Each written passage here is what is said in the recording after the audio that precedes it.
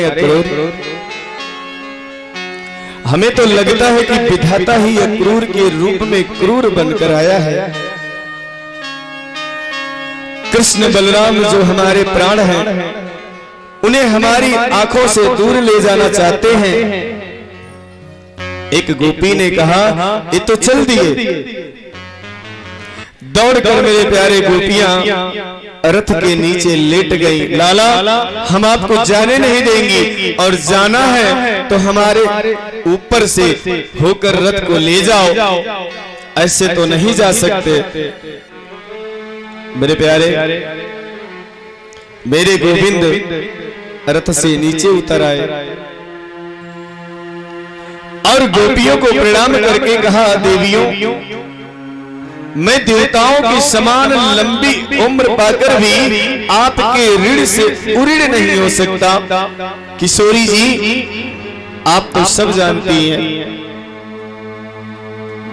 यदि मैं मथुरा नहीं जाता तो मेरे आगे की लीलाएं संपन्न कैसे होंगी। कृपया मुझे जाने की अनुमति प्रदान करें। जैसे ही गोपाल मेरे प्यारे प्रणाम करके रथ में विराजित होकर चले, मैया यशोदा महल से दौड़कर आई। अरे नहीं, रथ को रोको तो सही। मैया दौड़ती गिरती आ रही है।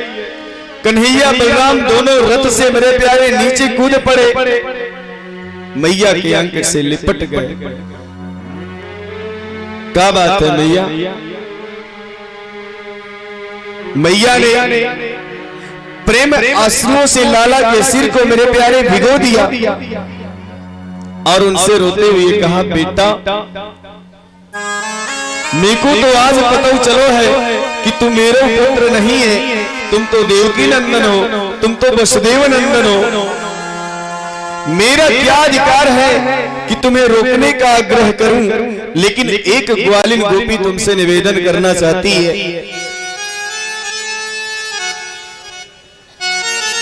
कन्हैया बोले, कहा मैया क्या बात है? मैया बोली, मैं इतनी निष्ठुर हूं लाला, तुमको कबहू प्यार ना दियो लाला। एक मिट्टी की मटकी फोड़वे के बदले तुमको उखल से बांध दियो,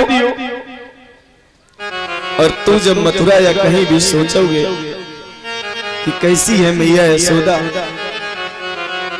एक मिट्टी की मट्टी की जैसी मेरी औकात नहीं थी, एक मटकी के बदले मुझे बांध दिया।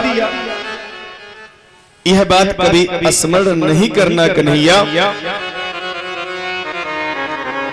कन्हैया बलराम दोनों यशोदा के चरणों में गिर पड़े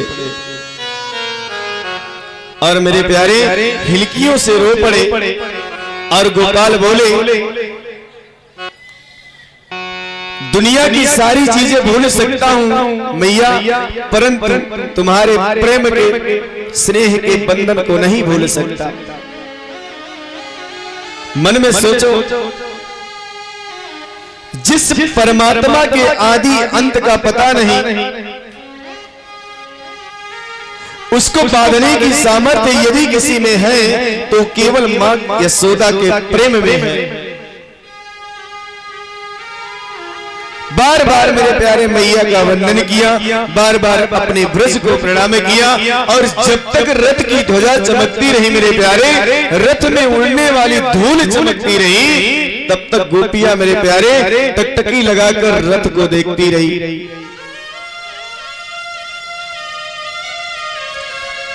शायद लाला को हमारी याद आ जाए, शायद कन्हैया को हमारी कारी भौरी झूमर गायन की याद आ जाए, और रथ से दौड़कर तुरंत हमारे अंक में लिपट जाए।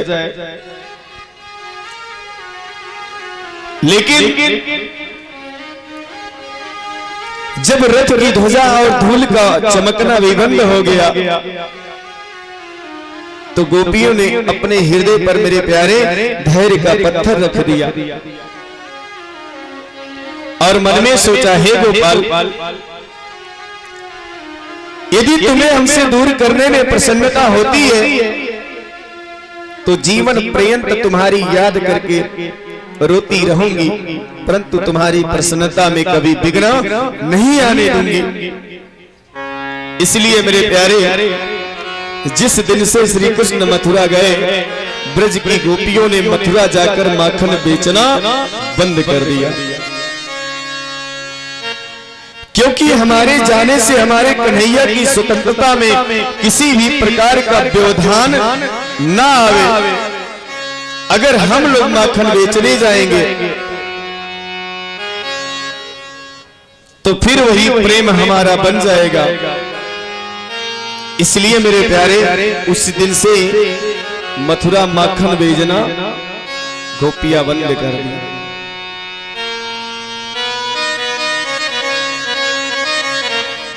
लेकिन ब्रजमंडल के इस विरह को देख करके अक्रूर जी का जो हृदय था मेरे प्यारे विदीर्ण होने लगा। उन्होंने सोचा मैंने अच्छा नहीं किया, रोते बिलखते इन ब्रजवासियों को छोड़कर चल दिया मैं। यमुना जी में स्नान करते वक्त अक्रूर जी ने सोचा कि आज शेष नाग पर गोविंद का दर्शन हो जाए तो उनके संदेह की निवृत्ति हो जाएगी। ये तो साक्षात पर ब्रह्म है, इन्हें मारने की कोई सामर्थ्य कंस की नहीं है। और कन्हैया के मित्र और नंद बाबा मथुरा के पास यमुना बाग में रुके हुए हैं। कन्हैया बलराम ने जाकर उन्हें प्रणाम किया। नंद बाबा बड़े प्रसन्न हुए। अच्छो लाला तू आए गयो। कन्हैया बोले बाबा मथुरा नगरी दूर से तो बड़ी अच्छी दिख रही है। अक्रूर जी बोले ये जो सुंदर सुंदर अटकाएं दिख रही है ना कन्हैया, उन अटकाओं के मध्य एक मेरी कुटिया भी है। मेरा मन हो रहा था कि रात्रि विश्राम के लिए आप मेरे घर पधारते। कन्हैया बोले काका जी अभी मैं किसी के घर आने के लिए बाध्य नहीं हूं, मुझे क्षमा करें। वैसे समय मिलने पर मैं प्रयास करूंगा। ऐसा कहकर मेरे प्यारे संत अक्रूर जी को विदा कर दिया। अक्रूर जी के मन में तो ये पक्का विश्वास हो गया था कि ये तो पार ब्रह्म है, कोई सामर्थ्य नहीं है कंस की कि इनका बाल बांका भी कर सके। इसलिए मेरे प्यारे कंस को जाकर कह दिया मैंने अपना कार्य कर दिया, अब आगे तुम जानो। और कंस ने सारी मथुरा नगरी की सजावट के आदेश कर दिया, पूरी मथुरा नगरी को सजवा दो। लोगों को निर्देश दिया मेरे प्यारे कि मार्ग में कन्हैया बलराम का कोई स्वागत नहीं करेगा। लेकिन मथुरा वासी तो कितने वर्षों से आस लगाए बैठे थे कि मेरा लल्ला आए तो पहले, बाहर से नहीं फूल बरसाने देगा तो क्या हुआ, छत पे चढ़ के फूल बरसाएंगे। वो आए तो सही पहले इस मथुरा नगरी में। एक बात बताऊं सज्जनों, जीवन में आशा करनी है ना तो गोविंद से मिलने की करो। संसार की आशाएं सब व्यर्थ होती है मेरे प्यारे, किसी काम की नहीं होती। जीवन में जो भी करो मेरे प्यारे परमात्मा से जोड़ कर करो, यही जीवन होता है। और एक बात ज्ञान की बताऊं, अभिमान करना श्याम जी गलत बात है, बहुत बड़ी बुरी बात है। लेकिन रामायण में सुतीक्षण जी कहते क्या है,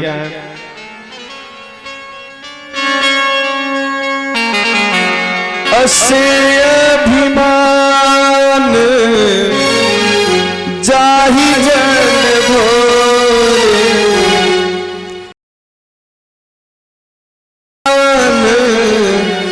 जाहि जन भोरे, मैं सेवक रघुपति पति मोरे।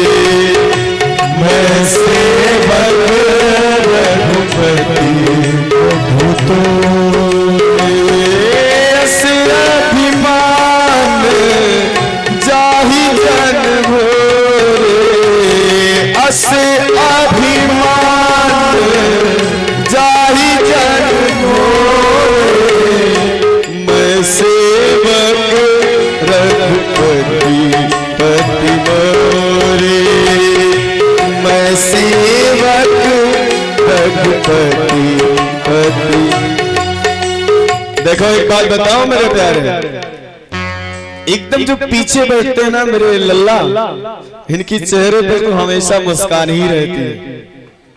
ये बड़ा प्यारा हमको दिखता है, कथा में बैठता है, हंसता तो है, हाँ एक मुस्कुराने की भी कला है इनके अंदर। चूंकि मैं इस लल्ले को बराबर देखता रहता हूं, तो एक बात बताओ मेरे प्यारे, क्रोध भी करो तो परमात्मा से करो। किससे? परमात्मा से। आखिर क्रोध भी किसके लिए बना है? तो क्रोध यदि किसी के लिए बना है मेरे प्यारे, तो करना भी अगर आपको तो गोविंद से करो ना मेरे प्यारे। ब्रजवासियों को जब क्रोध आता था ना, तो कन्हैया के गाल पर गुलचा माल मारते थे बड़ी तेज से, और घोड़ा बनाकर बैठ जाते थे। तो एक व्यक्ति ने मुझसे प्रश्न किया, शास्त्री जी ये बताइए, जहां भी कथा होती है रात यही सुनने को मिलता है क्रोध मत करो। क्रोध मनुष्य का सबसे बड़ा शत्रु है मेरे प्यारे। तो महाराज ये क्रोध तो आता ही है ना, और इसको बनाया भी भगवान ने ही है। तो हमने उनसे क्या कहा मेरे प्यारे, आपको मना किसने किया है क्रोध करने के लिए? तो मैं क्रोध करूं? तो हमने कह दिया हाँ बिल्कुल करिए, बिल्कुल बुरी बात नहीं है, करनी चाहिए।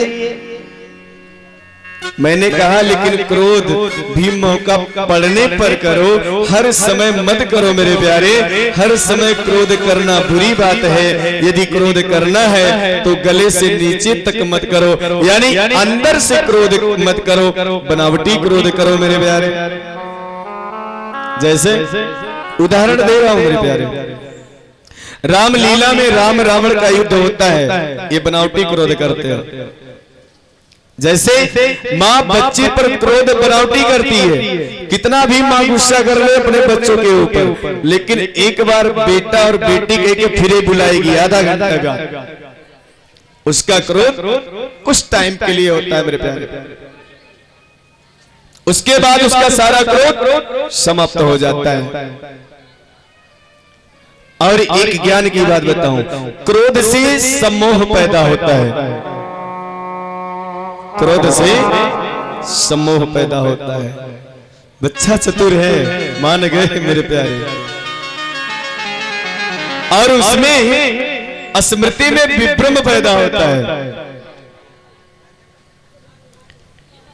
और स्मृति में जब विभ्रम होने से क्या होती है मेरे प्यारे, बुद्धि नष्ट हो जाती है। आप भी क्रोध करते हो? बिल्कुल, बहुत ही प्यारे हो मेरे प्यारे। और देखो, क्रोध करना है तो मेरे गोविंद से करो। किससे? मेरे कान्हा जी से। लड़ाई करनी है तो कान्हा जी से करो, प्रेम करनी है तो मेरे लल्ला से करो। जो कुछ भी करना हो आप अपने गोविंद जी से करो मेरे प्यारे। और दुनिया की तो सब बनावटी चीजें हैं मेरे प्यारे, ये कोई काम नहीं करती है।